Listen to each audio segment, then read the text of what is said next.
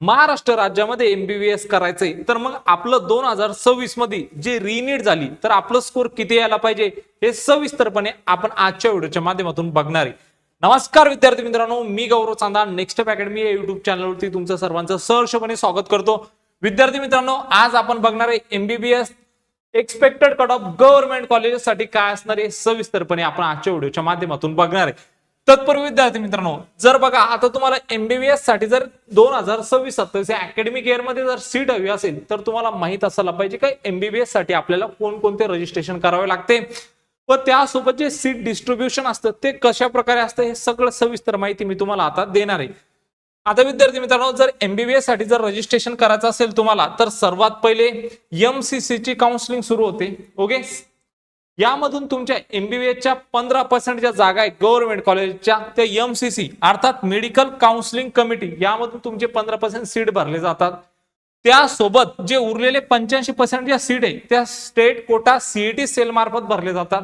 Okay, suppose for example एखादा college समजा XYZ नावाचा कॉलेज आणि या कॉलेजला जर 100 जागा असतील विद्यार्थी मित्रांनो, तर याच्या ज्या 85 जागा आहे ओके महाराष्ट्र राज्यातील जो कॉलेज असेल त्याच्या ज्या 85 जागा आहे ह्या सीईटी सेलच्या कोट्यातून भरले जाणार आणि उरलेल्या ज्या 15 जागा आहे हा तुमच्या एमसीसी या पोर्टल थ्रू भरल्या जाणार. Okay, MCC counselling. तर मग रजिस्ट्रेशन कशाचं करावं लागणार आपल्याला, एमसीसी आणि स्टेट कोटा.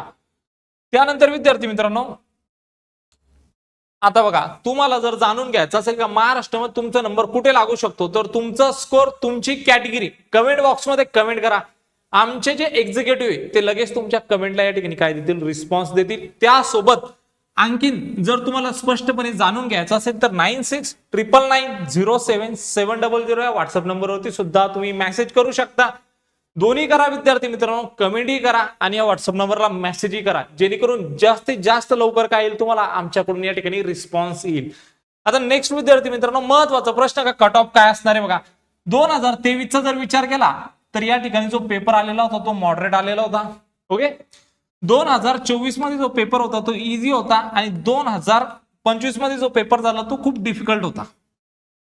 2026 मग काय सर थोडं व्यवस्थित सांगा ना. तर 2026 मध्ये जो 3 मे रोजी जी एक्झाम झाली तो जो पेपर होता तो डिफिकल्ट नव्हता. तो कसा होता, तुमचा मॉडरेट होता. जर आपण त्याचा कट ऑफ कम्पेअर करायला गेलो असतो तर ते 2023 सोबत मॅच होत. पण जो आता सेकंड सेशन झालाय याचा जो कट ऑफ आहे मित्रांनो हा 2000चा जो 25 होता पेपर होता का त्या लेवलचा काय आलेला होता मित्रांनो, आजचा तुमचा ह्या सेशनचा पेपर आलेला होता. मग सर कट ऑफ काय असणार थोडं व्यवस्थित सांगा ना. तर बघा 2025 जे कट ऑफ असेल तेच आपण या ठिकाणी काय करू, मानून चालूया, गृहीत धरून चालूया का तोच येणारा काय कट ऑफ असू शकतो, आपला एक्सपेक्टेड कट ऑफ असू शकतो. मग सर 2025 मध्ये काय कट ऑफ गेलं होतं कॅटेगरी वाईज थोडं सविस्तर सांगा ना. तर तेच तुम्हाला देखील आता मी सांगणार आहे. तत्पूर्वी विद्यार्थी मित्रांनो, आपल्याकडे ऑनलाईन आणि ऑफलाईन पेड काउन्सिलिंग सुरू आहे बघा. ओके, ज्यांना जॉईन करायचं असेल ते या नंबरवरती संपर्क करू शकता. ऑफलाईन सेंटर आपलं छत्रपती संभाजीनगर मध्ये. ओके, ज्यांना जॉईन करायचं असेल तुम्ही या नंबरवरती संपर्क करा 9699907700.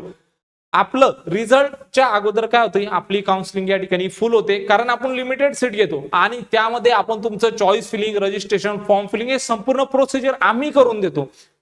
आम्ही इतरांपेक्षा का वेगळे तर आम्ही तुमची प्रोसिजर करून देणार. मग मित्रांनो, या ठिकाणी खूप जुना अनुभव आहे बघा.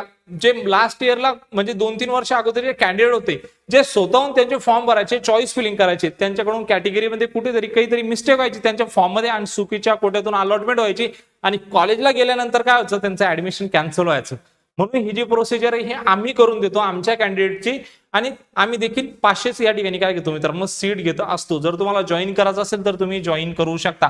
सर आपल्या कट ऑफचं सांगावं आता. तर बघा या ठिकाणी 2023, 2024, 2025 या तिन्ही वर्षात तुमच्यासाठी कट ऑफ आणलेला आहे विद्यार्थी मित्रांनो. तुम्ही यामध्ये बघू शकता. ओके, हा 2023 चा कट ऑफ होता जो की कॅटेगरी या ठिकाणी दिलेला आहे. ओपन साठी 584 केलेला होता, एससी साठी तुमचं या ठिकाणी बघू शकता तुम्ही 481 केलेला होता. ओके, तत्पूर्वी विद्यार्थी मित्रांनो बघा, ओबीसी जर तुमची कॅटेगरी असेल किंवा एससी तुमची कॅटेगरी असेल किंवा एसटी असेल किंवा व्हीजे असेल किंवा एनटीबी, एनटीसी, एनटीडी कोणती जर तुमची कॅटेगरी असेल तर या कॅटेगरीमध्ये मेलचा आणि फिमेलचा हा कोटा वेगळा असतो. वुमन कोट्यातून अलॉटमेंट वेगळी असते आणि जनरल कोट्यातून अलॉटमेंट या ठिकाणी वेगळी असते.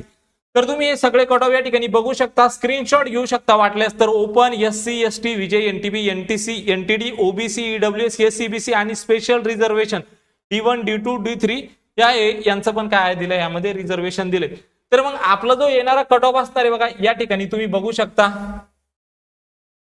बघा हा जो तुमचा कट ऑफ असणार आहे मित्रांनो या ठिकाणी मी सांगून देतो तुम्हाला. ओपन साठी बघा जर विचार करायला गेलो 2025 चा जो कट ऑफ होता ओपन साठी किती होता तर 504 होता. आणि वुमन कोट्यातून जर आपण बघायला गेलो तरी 504 वरती काय झालेली होती ओपनच्या कॅन्डिडेटला अलॉटमेंट झालेली होती. थोडं झूम पण करणार आहे नंतर स्क्रीनशॉट घेऊ शकता. SC साठी जी अलॉटमेंट झालेली होती जनरल मधून 427 वर झालेली होती आणि फिमेल ओके फिमेल साठी जी अलॉटमेंट झालेली होती या ठिकाणी 431 वरती झालेली होती. त्यानंतर ST साठी जर विचार केला तर STच्या कॅन्डिडेटला मागच्या वर्षी गव्हर्नमेंटचं MBBS 338 वर भेटलं होतं आणि फिमेल साठी 340 वरती काय भेटलं होतं गव्हर्नमेंट MBBSचं सीट मिळालं होतं. विजेसाठी जर विचार केला तर जनरल साठी 484 वर सीट मिळाली, वुमन साठी 471 वरती MBBS ची सीट या ठिकाणी विद्यार्थ्यांना मिळाली होती. NTB या कॅटेगरीसाठी जी अलॉटमेंट झालेली होती जनरल साठी 465 होती आणि वुमन साठी 446 होती. आता विद्यार्थी मित्रांनो NTC ला जी अलॉटमेंट झालेली तुमची 501 जनरल आणि वुमन साठी 496 होती. त्यानंतर NTD साठी जी अलॉटमेंट झालेली ती 501 होती आणि वुमन साठी 502 होती. EWS साठी जी अलॉटमेंट झालेली होती मित्रांनो 486 जनरल आणि वुमन साठी पण 486 वर अलॉटमेंट झालेली होती. EWS साठी जी अलॉटमेंट झालेली होती या ठिकाणी 486 आणि या ठिकाणी वुमनला पण 486 वर अलॉटमेंट झालेली होती. SCBC या कॅटेगरीसाठी जी अलॉटमेंट झालेली होती 502 आणि फिमेल साठी 496 वरती अलॉटमेंट झालेली होती. दिलेली माहिती जर तुम्हाला आवडली असेल तर चॅनलला काय करायचंय सबस्क्राईब करायचंय. मित्रांनो या रेंजमध्ये जर तुमचं एक्सपेक्ट एवढा जर तुमचा स्कोर येत असेल मी आता जो सांगितलाय त्या रेंजमध्ये तर 100% विश्वास करा महाराष्ट्रामध्ये MBBS साठी तुमचा नंबर लागू शकतो. खरं कट ऑफ कोणीच प्रिडिक्ट करू शकत नाही मित्रांनो जोपर्यंत तुमचा रिझल्ट येत नाही. बघा खरं कट ऑफ कधी कळणार ज्यावेळेस तुमचं रिझल्ट लागणार, ज्यावेळेस तुमचं ऑल इंडिया रँक येऊन जाईल त्यावेळेस आम्ही काय सांगू तुमचं महाराष्ट्रामध्ये देखील कोणत्या कोर्सला कोणत्या कॉलेजला या ठिकाणी नंबर लागू शकतो.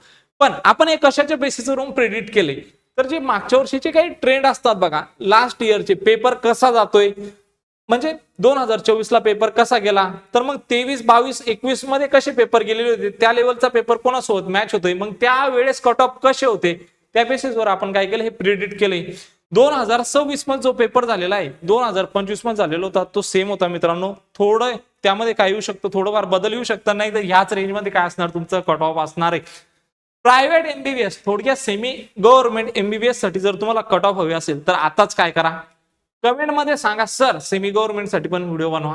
जर दिलेली माहिती आवडली असेल तर व्हिडिओला लाईक करा, नेक्स्ट स्टेप अकॅडमीला सबस्क्राईब करा जेणेकरून जास्तीत जास्त विद्यार्थ्यांपर्यंत काय पोहोचेल आपला रीच पोहोचेल.